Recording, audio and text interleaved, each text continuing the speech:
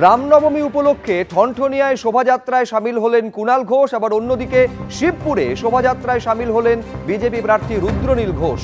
পাশাপাশি দু জায়গার ছবি দেখতে পাচ্ছেন, একদিকে বেলেঘাটার তৃণমূল প্রার্থী কুণাল ঘোষ রামনবমী উপলক্ষে শোভাযাত্রায় তিনি সামিল হয়েছেন, অন্যদিকে শিবপুরে বিজেপি প্রার্থী রুদ্রনীল ঘোষ তিনিও সামিল হয়েছেন রামনবমী উপলক্ষে বেরোনো শোভাযাত্রায়।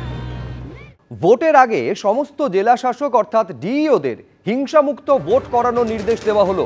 কলকাতা মিউনিসিপ্যাল কর্পোরেশনের কমিশনার সহ সমস্ত বিভাগের সচিবদেরও নির্দেশ দেওয়া হয়েছে। হিংসামুক্ত ভোট করানোর নির্দেশ দিলেন মুখ্য সচিব। নির্বাচন কমিশনের গাইডলাইন মেনে হিংসামুক্ত, ছাপ্পামুক্ত, বুথ জ্যামিং বিহীন ভোট করাতে হবে। ভোটের সময় সোর্স জ্যামিং বন্ধ করা, নির্ভীকভাবে ভোটারদের ভোট দিতে পারার অধিকার সুনিশ্চিত করতে হবে। নবান্ন থেকে মুখ্য সচিবের বার্তা, সংশ্লিষ্ট আধিকারিকদের উদ্দেশ্যে বার্তা দিল নবান্ন। নির্বাচনী বিধিভঙ্গ যাতে না হয় তাও সুনিশ্চিত করতে হবে বলে উল্লেখ রয়েছে নির্দেশে।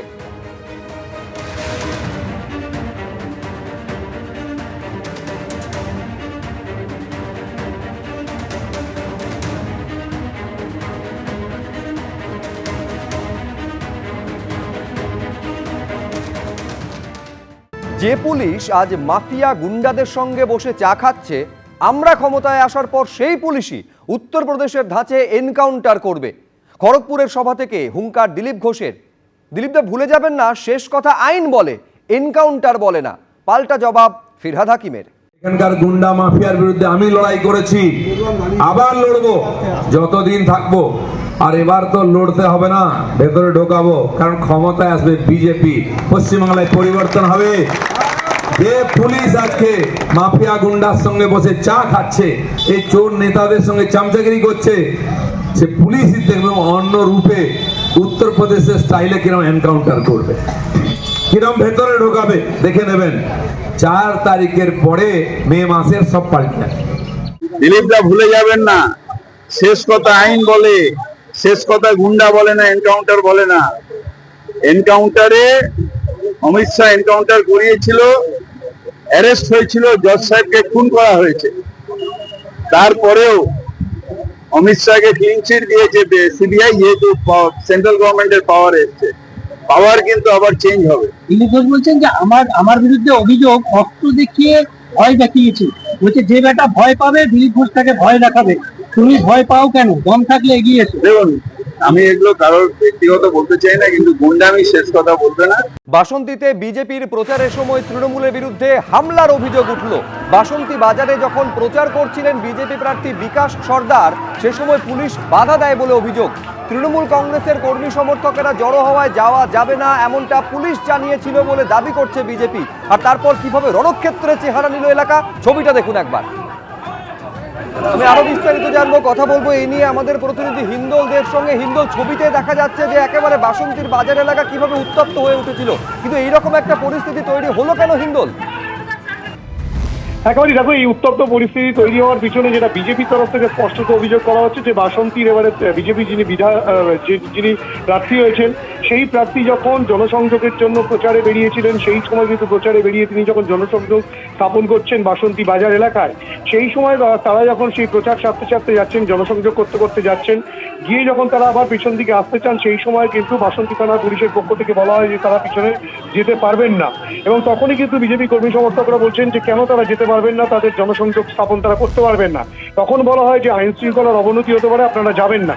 এবং এটি ইতিমধ্যেই তারা যেটা স্পষ্টত অভিযোগ করছে যে তখনই কিন্তু অতর্কিত তৃণমূল কংগ্রেস কর্মী সমর্থকেরা রাজা গাজীর নেতৃত্বে তাদের উপরে হামলা চালায়।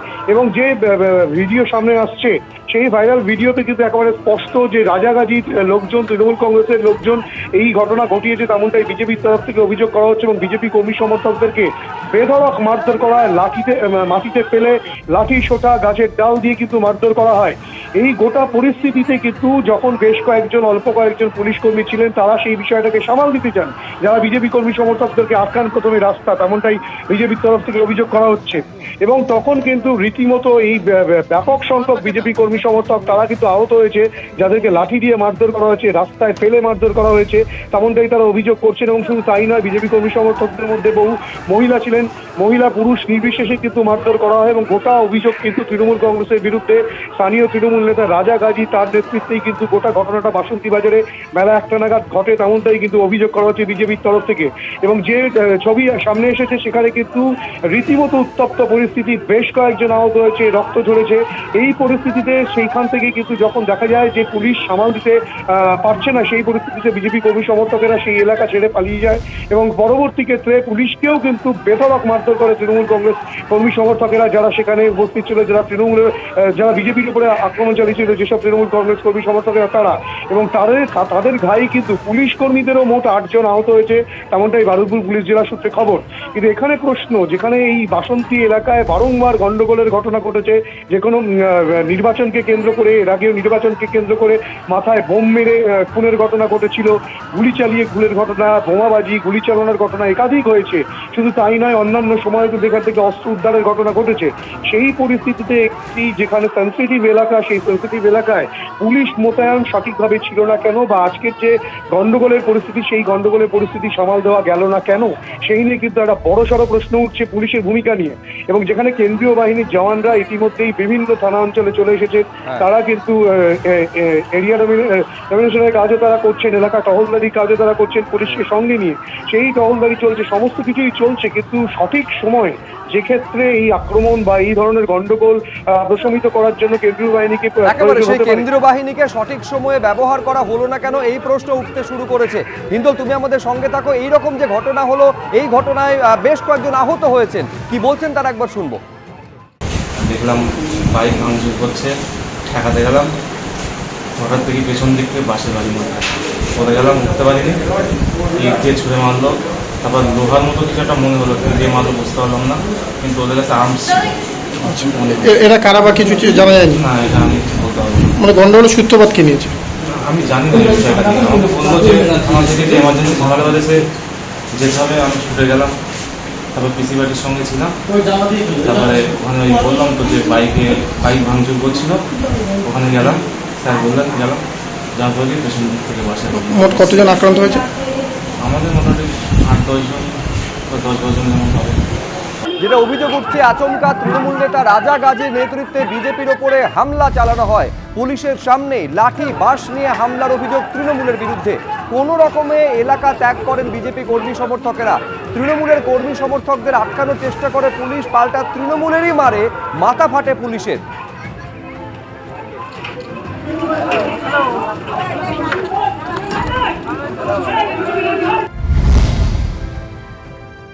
পুলিশের তরফে বলা হয় যে তৃণমূলের কর্মসূচি থাকায় সেখানে তাদের যাওয়া যাবে না, এমনটা বিজেপির তরফে দাবি করা হচ্ছে। তারপর বিজেপির একেবারে প্রার্থীর সঙ্গে পুলিশের রীতিমতো বাগবিতণ্ডার পরিস্থিতি তৈরি হয়। কোনো জায়গায় আমরা হ্যাকেল করেছি, সেটা আমরা বলি যে আমরা করছি, সেখানে এই করতে হবে 29 ভোট, আর এই করতে হবে শুধু গন্ডগোল করে যাবে, গন্ডগোল করে যাবে। ল অ্যান্ড অর্ডার যদি ব্রেক করে, তাহলে বাসন্তী বিধানসভায় ভোটটা হবে কবে? আমাকে সাথে বলুন। আমি যেটা বলছি হয়েছে আমার এখানে ল অ্যান্ড অর্ডার হচ্ছে, না, ল অ্যান্ড অর্ডার হচ্ছে, কিন্তু কারা ডিস্টার্ব করছে সেটা জানতে তারা হবে। ডিস্টার্ব করছে, ওখানে একটা লোক আহত হয়েছে। আমি বলছি তুমি শোনো, বলতে কি আমরা আমাদের সমস্ত গাড়ি পাস করে দিয়েছি। ওখানে আমি তোমাকে যেটা বলতে আমি অবশ্যই শুনবো, কিন্তু কারা ডিস্টার্ব করছে আমরা তো কারা মারলো অ্যাকচুয়ালি আমরা তো চিনতে পারিনি।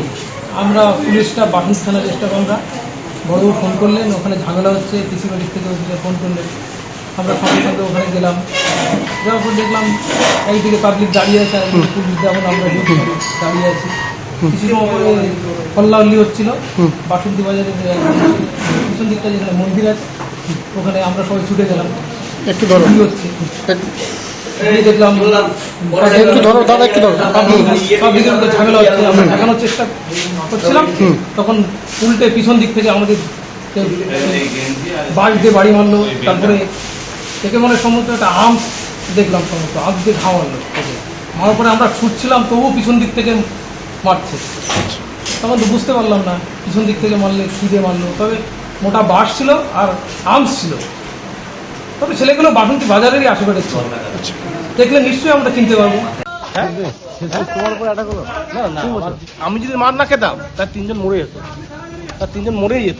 এবিপি আনন্দ, এগিয়ে থাকে, এগিয়ে রাখে।